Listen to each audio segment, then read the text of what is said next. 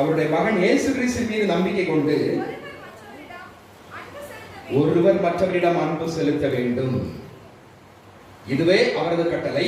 கடவுளுடைய கட்டளையை கடைபிடிப்பார், அவரோடு இணைந்திருக்கிறார், கடவுளும் அவரோடு இணைந்திருக்கிறார். அப்போ இந்த கணவன் மனைவி பெற்றோர் பிள்ளைகள் குடும்பத்தில் இந்த ஒருவரை அன்பு செய்யும் பொழுது கடவுள் நம்மோடு இணைந்திருக்கிறார். அதுதான் அவர் கொடுத்த கட்டளை, அன்பு கட்டளை. அது ஒரே ஒரு கட்டளை தான் கொடுக்கிறார். ஒருவரோட அன்பாக இருங்க, ஏற்றுக்கொள்ளுங்க, அரவணைங்க அப்படின்னு சொல்லி. பவுலடியார் கொலோசையர் எழுதிய திருமுகம் கொலோசையர் 3ஆம் அதிகாரம் 12-14,